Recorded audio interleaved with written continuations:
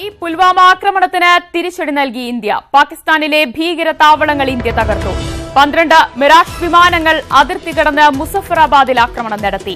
4 കേന്ദ്രങ്ങളിലായി പുലർച്ചെ 3:30ക്കാണ് ആക്രമണം നടത്തിയത്. സിംല കരാറിന് ശേഷം സൈന്യം അതിർത്തി കടക്കുന്നത് ഇതാദ്യമായാണ്.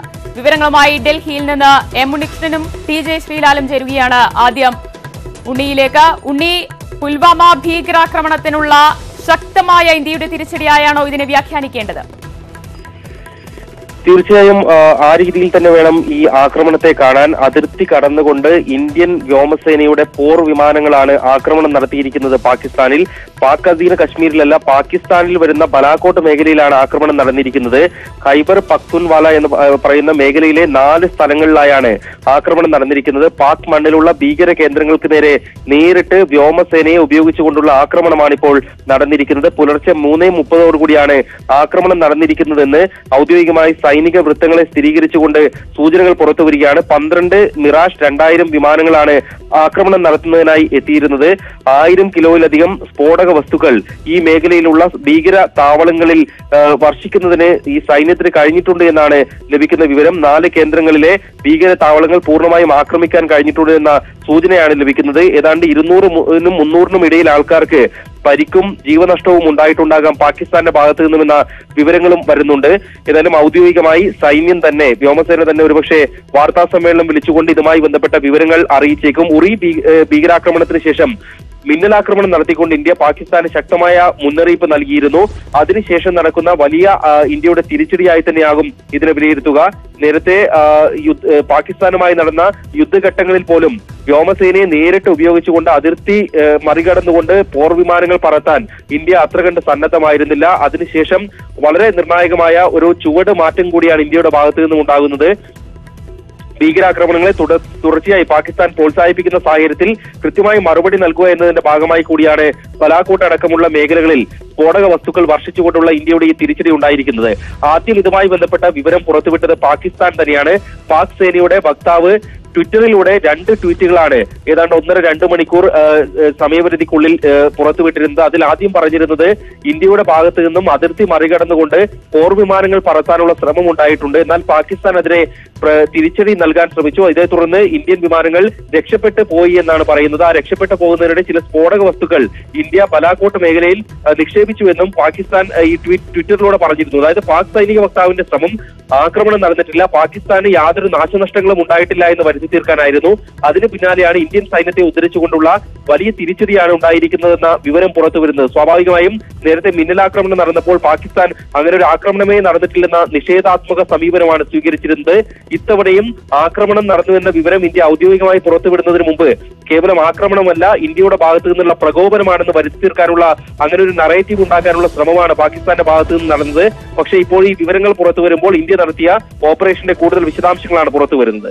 ശരി, ഉണ്ണിയിലേക്ക് തിരിച്ചെത്താം. TJ ശ്രീലാൽ കൂടി ചേരുകയാണ്. ശ്രീലാൽ, പാക് ഭീകര കേന്ദ്രങ്ങൾ ഇന്ത്യ ആസൂത്രണം ചെയ്ത് തന്നെ തകർത്തു എന്ന വിവരമാണ് ഇപ്പോൾ പുറത്തു വന്നിരിക്കുന്നത്.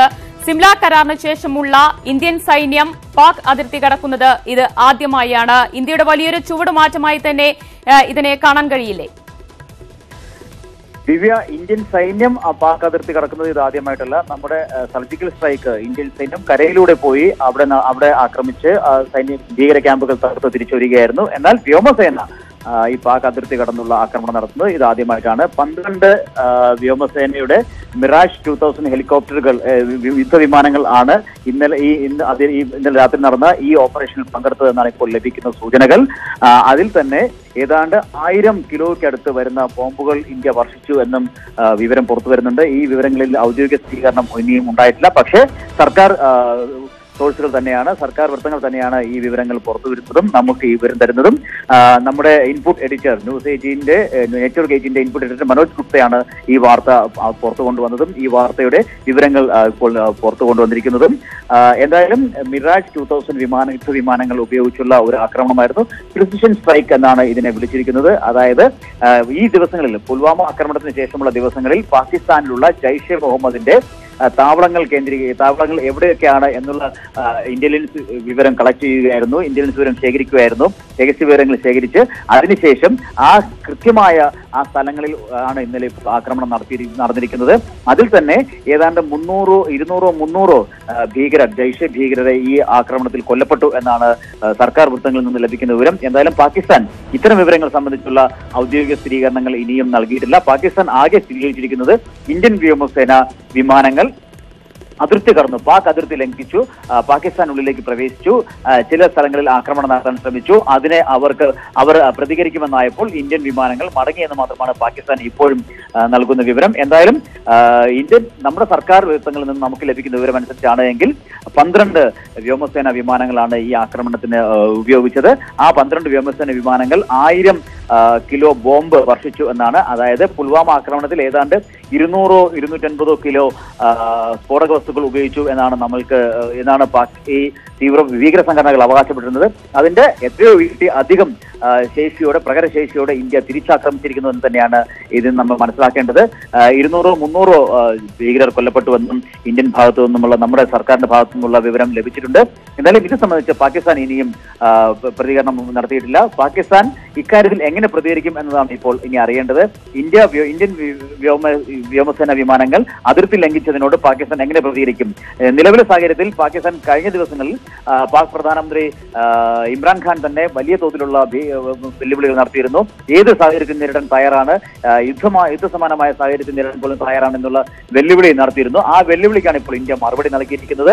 അതിർത്തി കടന്ന് പാകിസ്ഥാനിനുള്ളിലെ ബാൽക്കോട്ടിലെ തീവ്രവാദി കേന്ദ്രങ്ങളിൽ ഇന്ത്യ ആക്രമണം നടത്തിയിരിക്കുന്നു. അത് സംബന്ധിച്ചുള്ള പാക് ഔദ്യോഗിക പ്രതികരണം ഇനിയും ഉണ്ടായിട്ടില്ല. പാകിസ്ഥാന്റെ ഭാഗത്തും ആകെ ഉണ്ടായിരിക്കുന്നത് ഇന്ത്യൻ വ്യോമസേന വിമാനങ്ങൾ അതിർത്തി ലംഘിച്ചു.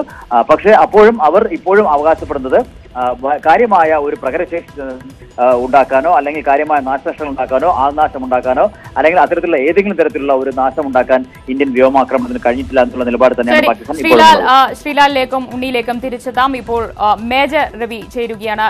മേജർ രവി, ഒരുപക്ഷെ പുൽവാമ ഭീകരാക്രമണത്തിന് ശേഷം നമ്മൾ ഏവരും കാത്തിരുന്ന ഒരു വാർത്തയായിരുന്നു. ഇന്ത്യ ശക്തമായി തിരിച്ചടിച്ചു എന്ന വാർത്ത കേൾക്കാനായിരുന്നു ഒരുപക്ഷെ എല്ലാവരും കാത്തിരുന്നത്. അതിപ്പോൾ നടന്നിരിക്കുകയാണ്. 4ഓളം ഭീകര കേന്ദ്രങ്ങളിൽ ഇന്ത്യയുടെ ആക്രമണമുണ്ടായിരിക്കുന്നു. 200ഓളം ഭീകരർ കൊല്ലപ്പെട്ടു എന്നതടക്കമുള്ള സ്ഥിരീകരിക്കാത്ത വിവരങ്ങളാണ് പുറത്തുവരുന്നത്. പക്ഷേ എങ്കിലും ഇന്ത്യ ശക്തമായി തിരിച്ചടിച്ചിരിക്കുകയാണ്. ഇന്ത്യയുടെ ഈ ഒരു നീക്കത്തെ എങ്ങനെ വിലയിരുത്താം നമുക്ക് ഈ നിമിഷം? ഇത് ബേസിക്കലി എനിവേ ഈ ഒരു സംഭവത്തിൽ നമുക്കെല്ലാം അഭിമാനിക്കാം.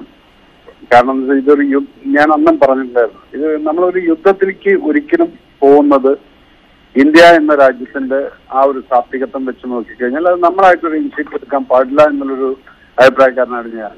യുദ്ധം എന്നുള്ളത് ഇപ്പം ബാൽക്കോട്ടില് അത് മുസഫറാബാദ് എന്ന് പറയുന്നത് ഈ ഏരിയ പാകിസ്ഥാൻ ഓക്യുപ്പൈഡ് സ്ഥലമാണ്.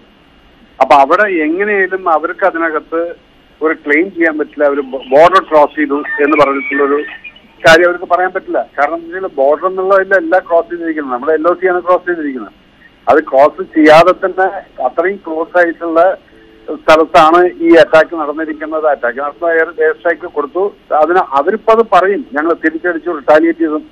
Anyway we can be proud of it, whatever it is. ഇത് ഞാൻ കഴിഞ്ഞ പ്രാവശ്യം വന്നപ്പോഴും ഞാൻ പറഞ്ഞു, തിങ്കളാഴ്ച we can expect something to happen because this is what it is not the surgical strike. ഇത് സർജിക്കൽ സ്ട്രൈക്ക് നടത്താൻ പറ്റിയൊരു അവസരമല്ല ഇപ്പോ.